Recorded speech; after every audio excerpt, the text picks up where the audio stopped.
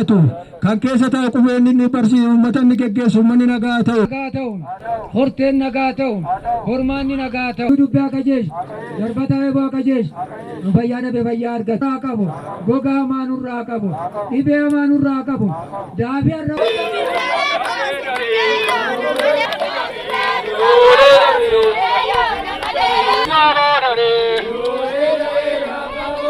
Advocate jatte ya pavo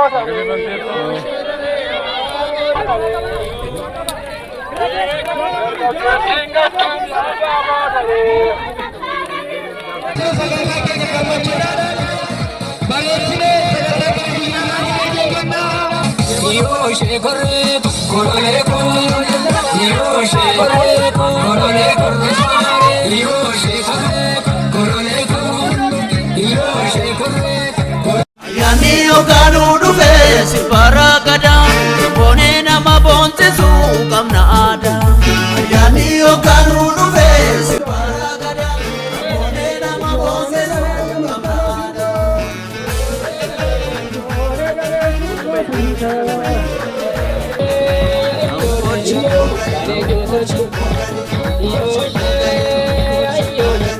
Kenya Rabulu na Kenya ya budatu Formike ya barodu Watingola ya maratu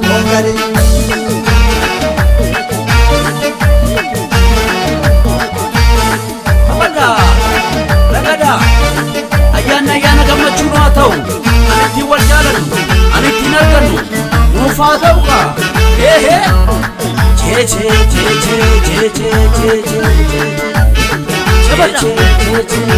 Guyyaarraa ayyaana kana yerootti kabajnu gubnee galuu qofa otoo hin ta'in duudhaa isaa qabatee uummanni Oromoo abbootiin fi dargaggeessi akkasumas dubartoonni kabajaan wal kabajuutiin wal duraa duubaatiin wal kabajuutiin akka isaan wal faana jiraatan barsiisa.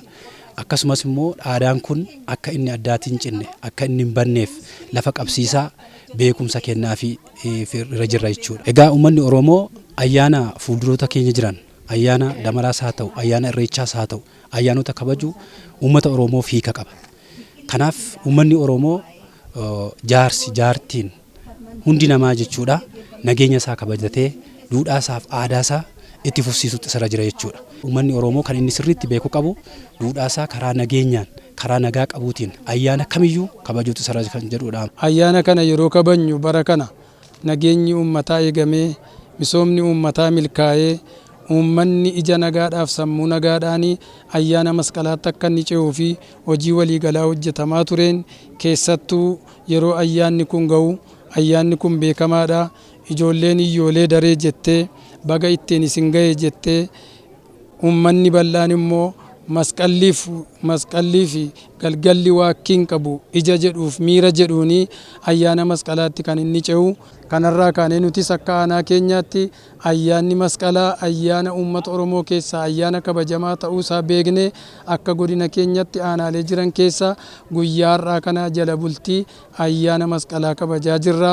Kaleessas jammarreerraa gaafa damaraa cumboo nyaatu kobota buddeen teessisa baasanii nyaatu hancootee nyaatu ijoollee daree sirbuu damaraa kaleessa damara irratti.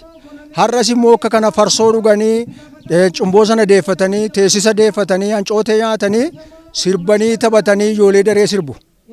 Huyyuu kana sirbaneedha ijoolleen durbaa bakkeedhaa sirbiti qeerroon bakkeedhaa sirba. Aadaa kana fufsiisuudhaaf hidhannaa qajeelanii mataa dhahicha qajeeshatanii haadhotii isaanii warra amma weeddisu jalaa sirna aadaa qabatanii weedduu aadaa qabatanii utuu itti baratanii baay'ee guddataa baay'ee immoo nama marara. Qeerroon immoo balleessaa deemuun baduun gatiin qabu. Marga misooma iddoon bu'u. Misooma jechuun waan baay'eedha. Mucaan guddachuun misooma, isaanii dhaluun misooma, qotanii haramachuun misooma, gabaa gaarii nagadachuun misooma, nagaa naatiif abbaan bulanii ciisanii buluun misooma. Kana keessaa qeerroof qarreen keenya waliin ta'anii wal gurmeessanii dhaaba kana deeggaraniitu araaranuu buusanii waaqayyo isin jaallatan nu isin gammadan. Ayyaanni masqalaa kun dubartoonni kan isaan ittiin kabajan jalqaba uffata aadaatiin kan isaan kabajan uffata aadaa masqala sana ibsuu danda'u. Lammataa irratti nyaata aadaa Oromoo wantoota akka hancootee, buna qalaa, caccabsaa waan akkasii wal qabatee dubartoonni mana keessaa qopheeffatanii bifa ho'aadhaan aadaa isaanii ibsuuf sirbaanis wal qabatee sirba aadaa Oromoo ibsuu danda'uun kan isaanii itti fayyadaman guyyaa ayyaana masqalaa kanadha jechuudha. Nutis akka aanaa keenyaatti guyyaa irraa kan ayyaana masqalaa kabajuun akka gammachuu guddaatu nutti dhaga'ama. Sanaan wal qabatee dubartoonni aanaa keenyas bifa adda ta'een uffata aadaa isaanii uffatanii nyaata aadaa isaanii qopheeffataniiti kan isaan kabajaa jiran jechuu barbaada. Bacaqii gannaa kana keessa qaxxaamuruu isaatiif keessa loo'ee darbuu isaatiif nagaansaa fayyaansaa eegamee qaxxaamuree birraatti qaxxaamuruu isaa xombora kana qopheeffatee ibsaa ibsatee galatoo waaqa isaatiif galchuudhaaf jecha guyyaa irraa saba isaa fira isaa lammii isaa waammatee aadaa Oromoon qabu iddoo tokkotti wal ga'ee nyaata irraa barbaadamu dhugaatii irraa barbaadamu hancootee isaa qopheeffatee boqqolloo asheetii isaa qopheeffatee inni qabu adii isaa baaduu isaa aannan isaa qopheeffatee ollaan ollaa waamee dhala isaa heerumte soddaa isaa dhala isaa waammatee guyyaa irraa gammachuudhaan kan inni dabarsu bara haaraatitti seena waan ta'eef bara haaraa kana cimee irree isaa tokko godhatee nagummaa isaa tokko godhatee ka'umsa isaa fi ga'umsa isaa addaan baafatee hubatee saba isa bushuu wajjin mootummaa isa bushuu wajjin waltumsee jala bu'ee walii wajjin karoora qabu mootummaadhaaf laatee karoora mootummaan laatus immoo fudhatee akka ittiin gara fuulduraatti adeemuudhaafiti waltumsuudhaaf har'a guyyaa tumsaati guyyaa gammachuuti. Dargaggoota taanee walitti qabamne sirba aadaa hawwisoon kanumti jiru iyyuu hawwisoomti seenaamti isaa ayyaana masqalaarraa dhufe hawwisoon kanumti barbaachisuuf ayyaana masqalaadha. Yeroo baay'ee nunis hawwisoo kan nuti hojjennu ayyaana masqalaa fa'aa irratti qophiilee adda garaa irrattidha.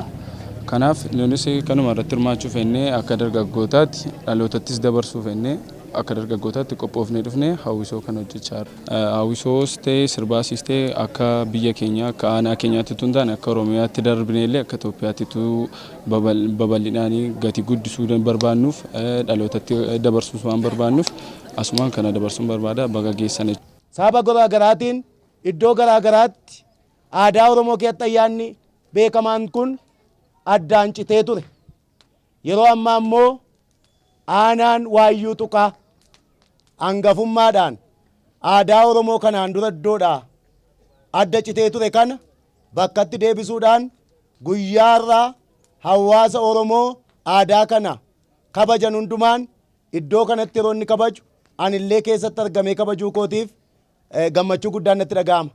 Dabalataanis yeroo ayyaana kana kabajnu kanatti aanee ayyaana biraa jira ayyaana fulbaana tokko jira waan ta'eef yeroo ayyaana kana kabajnu nageenya keenya eeggachaa tokkummaa keenya cimsachaa aadaa keenya dagaagsachaa tokkummaa keenya cimsaa keessumaa ayyaana kana sababa godhatee rakkoowwan uumamuu danda'an hundumaa eeggachaa nageenya keenya tikfachaa ayyaana kana kabajuu qabnaa.